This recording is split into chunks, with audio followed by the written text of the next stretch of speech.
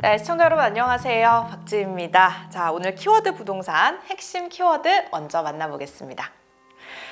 네, 치솟은 공사비와 또 어려워진 대출 여건, 또 미분양 증가처럼 여러 가지 악재가 겹치면서 이 건설업계 전반이 큰 어려움에 빠져 있는 그런 상황입니다. 자, 특히 오랫동안 팔리지 않는 이 악성 미분양이 연쇄 부도의 가장 큰 원인으로 꼽히고 있는데 연초부터 이 4월 위기설이 돌았던 거 다들 기억하실 겁니다. 자, 이 건설업계가 7월에는 더 큰 위기가 올 수 있다 이렇게 많이들 예상을 하는데요. 자, 오늘은 이런 미분양 아파트가 왜 이렇게 늘어나게 된 건지, 상황이 왜 이렇게 어려워졌는지, 그리고 건설사들이 어떤 위기에 심각하게 처해 있는지 같이 하나씩 좀 살펴보는 시간 갖도록 하겠습니다.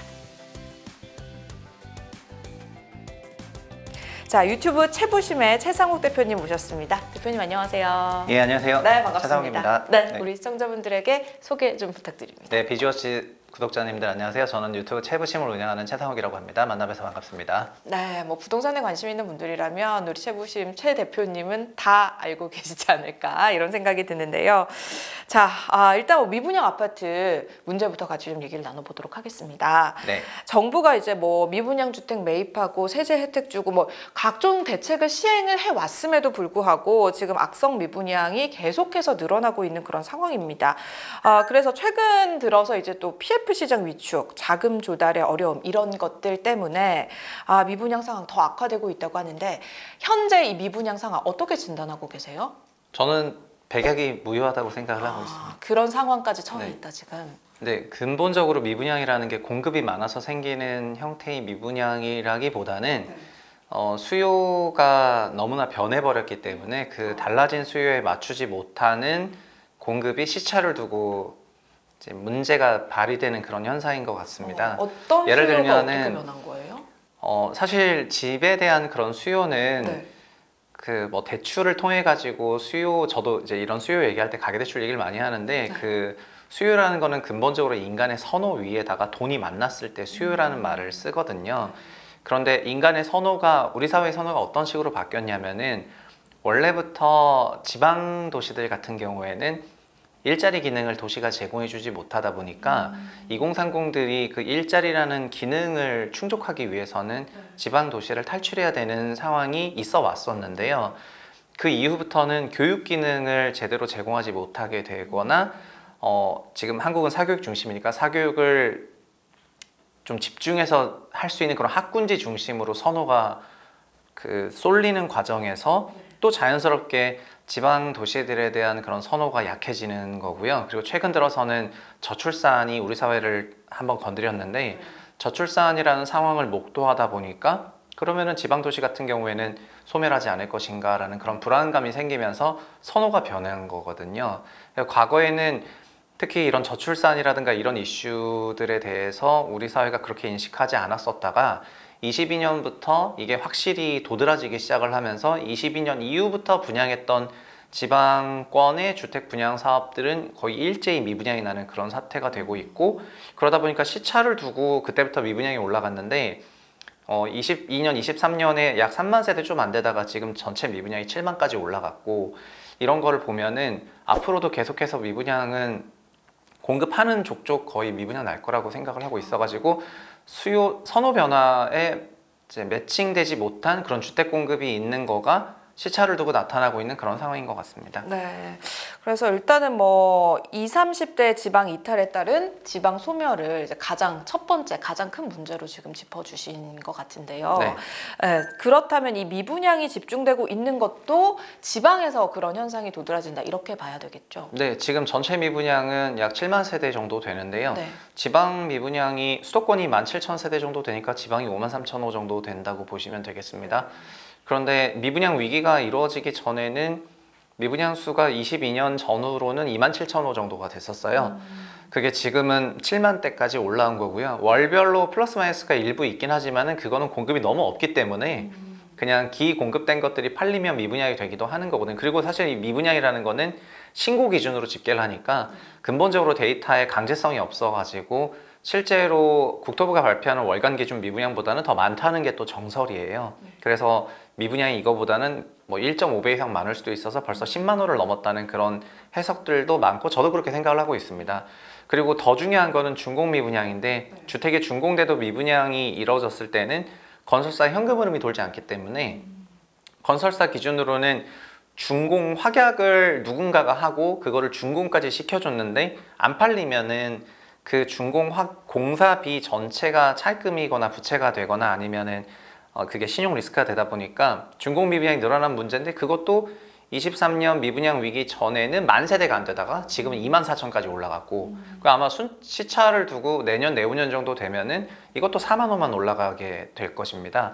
그러다 보니까 미분양 문제는 뭐 진짜 언제 터질지 모르는 그런 폭탄이어가지고 그냥 매월이 위기입니다. 4월 위기였다, 5월 위기였다, 6월 위기였다가 계속 이런 상황으로 가고 있습니다. 네, 일단 뭔가 폭탄 돌리기를 하는 그런 느낌도 좀 들고 하는데 이게 악성 미분양이라고 하잖아요. 준공 후 미분양 이것도 네. 굉장히 큰 문제로 지적되고 있습니다.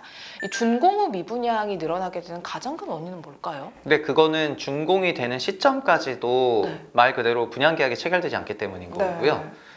준공이 됐는데도 분양계약이 체결이 안 됐다는 건 보통 우리나라는 선분양을 하기 때문에 인도물을 보기 전에 소위 분양계약을 체결하는 방식으로 소위 시공사 프렌들리한 그 시행사 프렌들리한 그런 주택공급 체계를 갖고 있는데 준공이 됐다는 건 실물이 있기 때문에 소비자 기준으로 판단할 때는 실물을 보면서 할 수가 있어서 훨씬 더 소비자 프렌들리한 방식이 되는데 이때도 미분양이 됐다는 거는 그냥 이제 선호를 아예 건드리지 못했다는 거고요. 그 얘기는 잉여 생산했다는 거가 되기 때문에 사실 이게 생산 중심의 경제에서는 그거를 생산하는 과정이 그 경제 플러스로 잡히거든요. 시공을 하고 고용을 하고 기성을 집행하고 하지만은 결국 그게 안 팔리게 된다면은 잉여 생산, 과잉 생산한 거기 때문에 사실은 이제 허수 생산을 한 거나 마찬가지여가지고 그런 상황입니다. 그러니까 결국 이 기저에는 사람들의 달라진 선호에 맞는 적절한 주택 공급이 이게 부동산이니까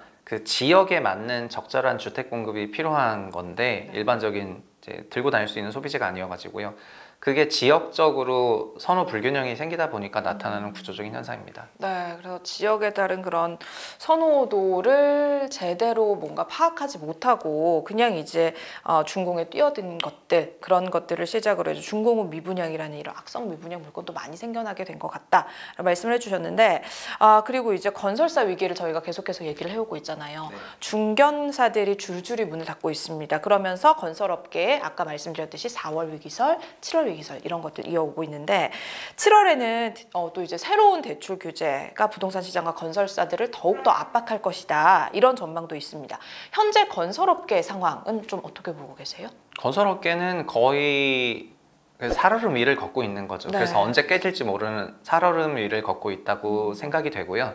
이거는 현대건설이나 삼성물산 같은 삼성물산은 뭐 지주사격 성격이 있기 때문에 순수 건설만 보자면 현대건설이 가장 큰 건설 회사인데 현대건설 같은 회사조차도 PF 관련해서 아주 자유롭지가 않기 때문에 사실상 우리나라 모든 건설사가 PF 위기에 노출이 되었다고 생각이 됩니다. 사실 이 PF 위기라는 거는 착공 전에는 브릿지론 PF라고 부르고 착공 후에는 본 PF라고 부르는데 착공했다는 거는 분양했다는 건데 분양이 미분양이 났다는 거는 본 PF와 관련한 이해관계자 모두가 위기 상황에 봉착했다는 거가 되는 거고요.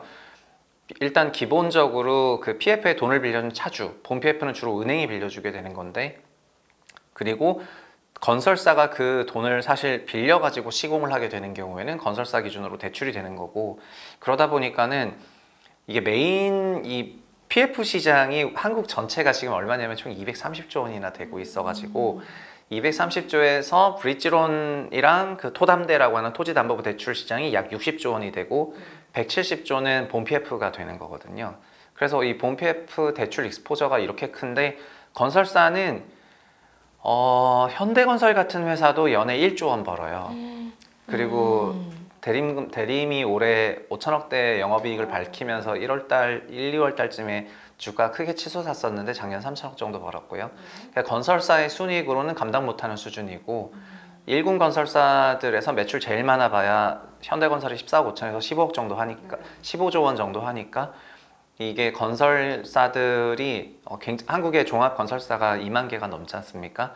종거사 전체적으로 보면은 프로젝트 한두 개가 미스가 나면은 전체 건설사 현금 흐름과 순이익에 이제 막대한 악영향을 미치게 되어 있습니다. 그래서 중국 미분양이 23,000, 24,000까지 왔다는 거는 집값을 4억으로만, 공사비를 4억으로만 잡아도 10조 원의 캐시플로우가 안 돈다는 얘기가 됩니다.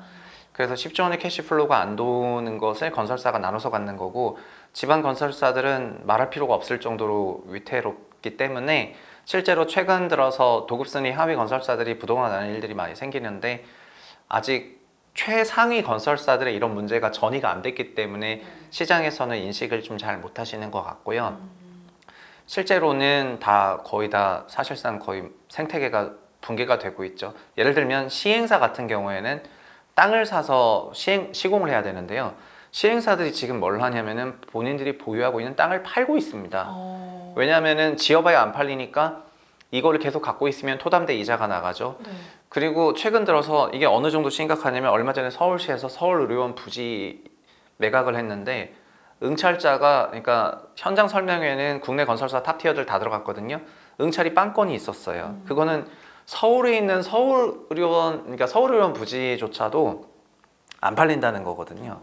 그러니까는 시행사들이 자기 땅 팔기 바쁜데 그 땅을 어떻게 입찰을 할까요? 그래서 지금 이쪽 마켓은 거의 뭐 사실상 붕괴 직전이라고 저는 생각하고 있습니다. 시행사에서 땅을 판다는 거는 앞으로 이 사업을 하지 않겠다는 거 아닌가요? 네, 토담대가 나가고 이자가 나가니까 못 하겠다는 거고요. 그래서 지금 지방에 이런 익스포저가 있는 건설사들이 이 별건 프로젝트에서 현금 문제 해결을 못하면은 아마 얘기하셨던 대로, 그러니까 이미 이런 건설사들은 매달이 위기인데 아직은 소위 탑10 건설사들이 안 무너지니까 좀 경각심이 없는 것 같고, 탑10 건설사는 아니었지만은 23년 말에 그 태연건설이 부도 위기가 있었잖아요. 그래서 그거를 감독 당국에서 좀 잘 정렬을 해줬었는데, 현재는 24년 5월부터는 감독 당국에서도 정렬 안 하고 민간에서 알아서 해결해라 이렇게 했기 때문에 사실은 PF에서도 손 놔버렸고요. 그래서 PF 위기는 24년 6월부터 시작이 됐습니다. 24년 6월부터 민간에서 알아서 하면서 그 망할 거 망하고 죽일 거 죽이고 하는 과정에서부터 이제 쌓여가고 있는데, 24년 6월 기준으로 중공 미분양은 그때는 10,000호대였거든요. 지금은 이제 24,000호니까 앞으로 한 달 한 달 매달 이게 쌓일 때마다 큰 위기가 있을 것 같습니다.